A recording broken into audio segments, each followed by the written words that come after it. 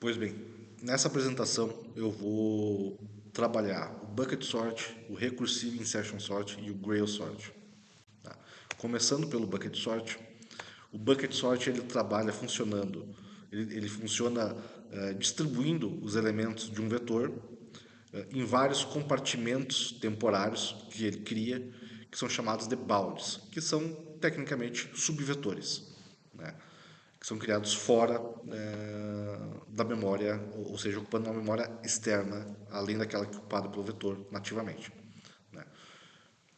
E após criados esses baldes, e podem ser criados tantos baldes quanto quiser, tudo vai depender do tamanho do vetor. Cada elemento do vetor é processado, ele passa por um cálculo e o retorno desse cálculo indica qual que é o balde que esse elemento vai ser posicionado. Né? Então ele pega um vetor e divide em vários subvetores, né? Cada vetor representando, cada balde representando um intervalo de valores, né? De acordo novamente com o resultado daquela conta, aquele cálculo que o algoritmo faz. Né? Após terem esses baldes, esses subvetores terem sido criados, eles sofrem uma ordenação interna, né? E depois eles são concatenados uns com os outros, né? Porque daí eles já vão estar em ordem. Então, o final de um liga com o começo do outro, de forma que ao final os vetores concatenados formam um vetor ordenado inteiro, que é o retorno da operação do algoritmo. Né? Ele é indicado principalmente para trabalhar com números decimais, ou seja, frações, números reais. Ele também é indicado quando os elementos estão distribuídos de forma uniforme e quando se tem conhecimento prévio do tamanho do vetor e do seu maior elemento. Né? Todos essas características elas não são absolutas.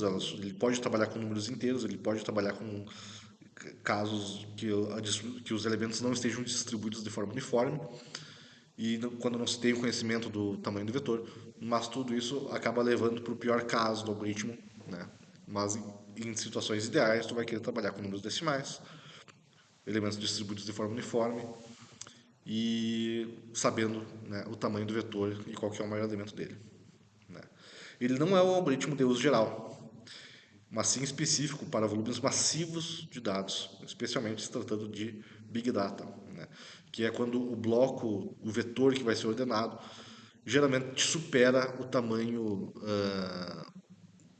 da memória RAM disponível para alocar. Então ele acaba dividindo em subvetores, cada subvetor do tamanho da memória RAM, ou do tamanho que cabe da memória RAM, e ele vai ordenando esses vetores individualmente e só os concatena ao final.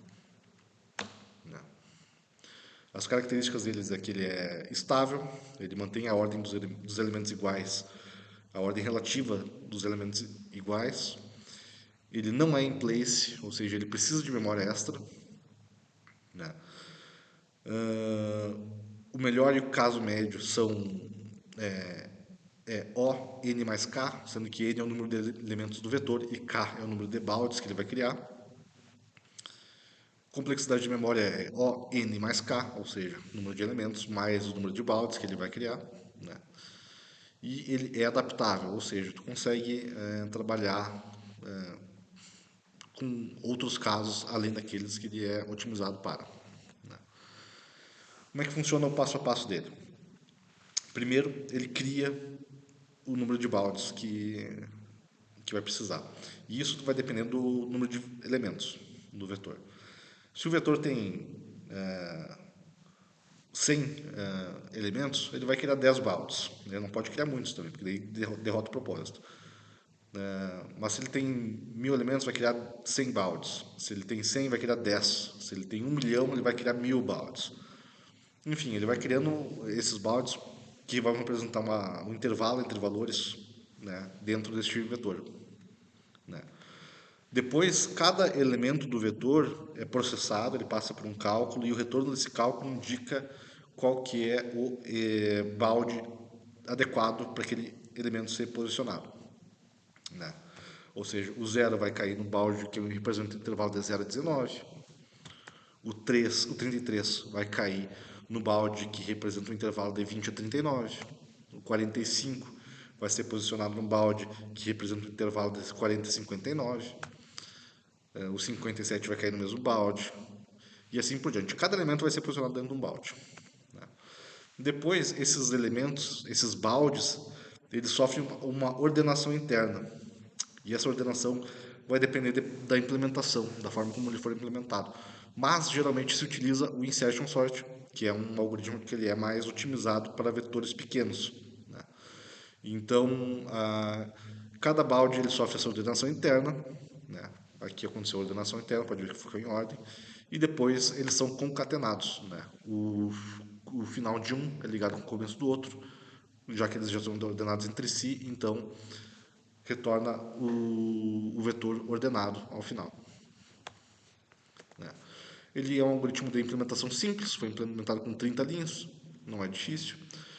E num teste com 10 vetores de 10 mil elementos cada, ele retornou um tempo médio de ordenação de 5,31 milissegundos, né? Ou 0,00053 milissegundos por elemento.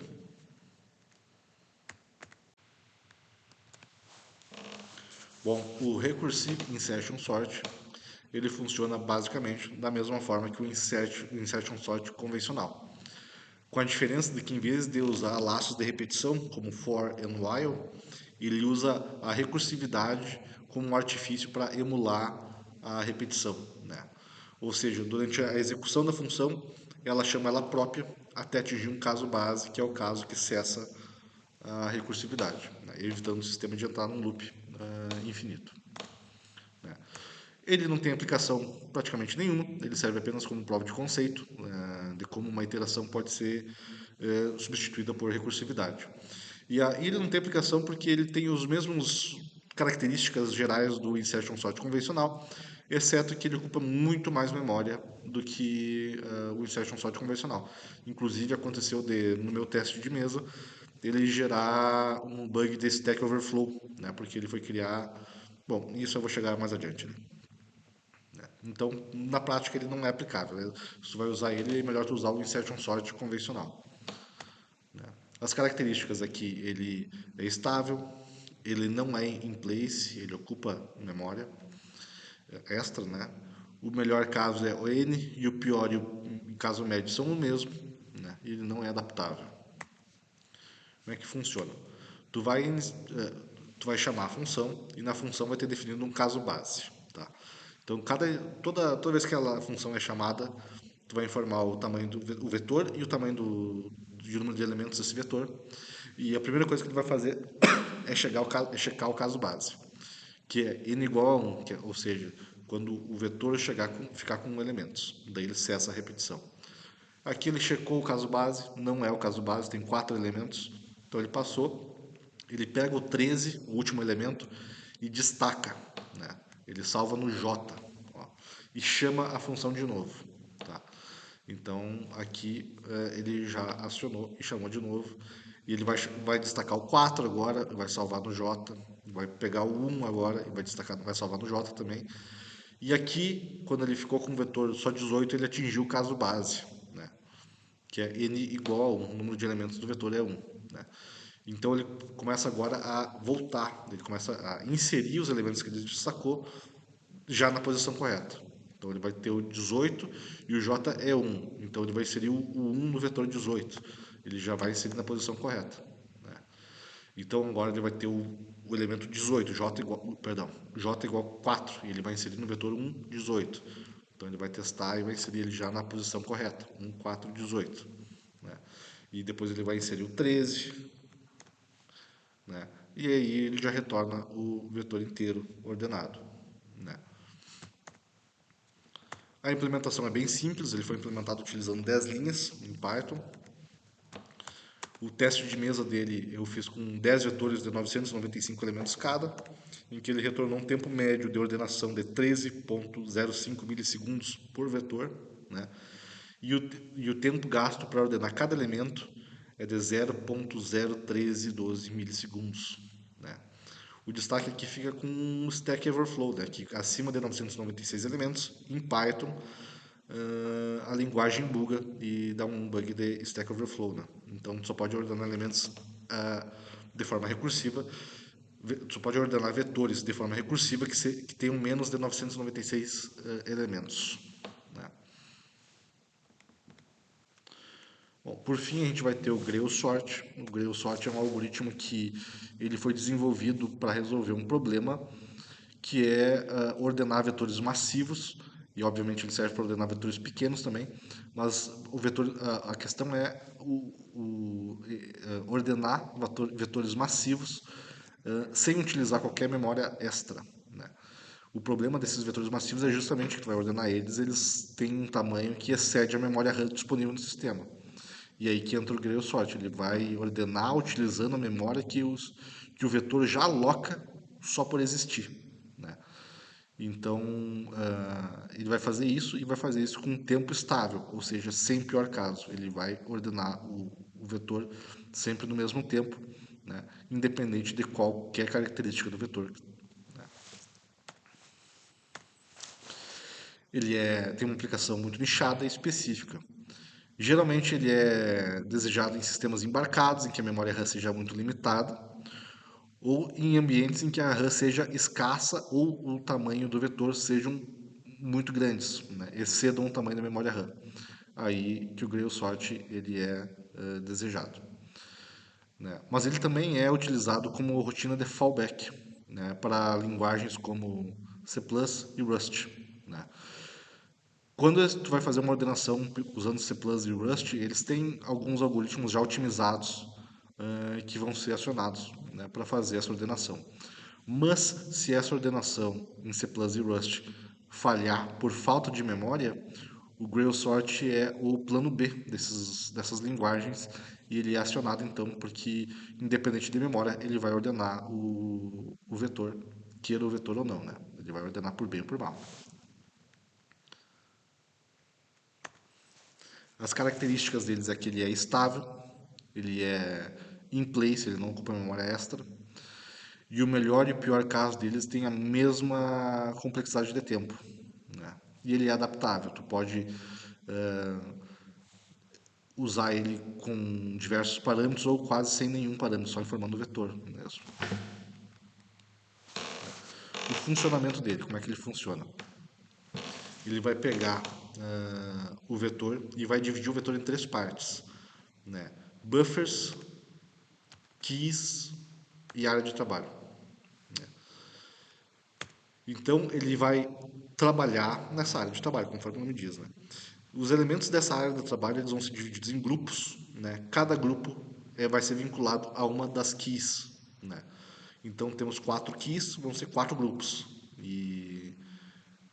Então o 16.7 vai ser a key 11, o 10.2 vai ser a key 5, o 13.4 vai ser a key 14 e o 9.6 vai ser a key 1. Então ele faz uma ordenação interna desses buckets, desses grupos, né? Ó, do 16.7 virou 7.16, 2.10 era 10.2. Ele vai fazer essa ordenação interna e depois ele vai trocar a ordem dos grupos baseado no primeiro elemento.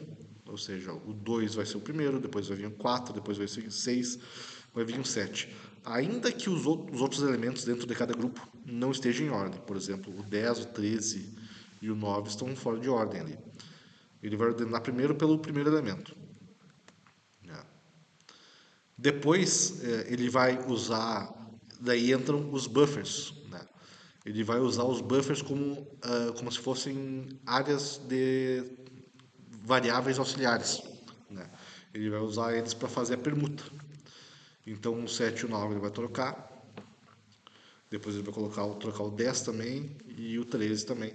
Tudo utilizando os buffers como área de transferência. Né? Aqui ele já retornou a área de trabalho já ordenada. Então ele vai ordenar agora a outra parte do vetor, que é a parte dos buffers and keys. Né?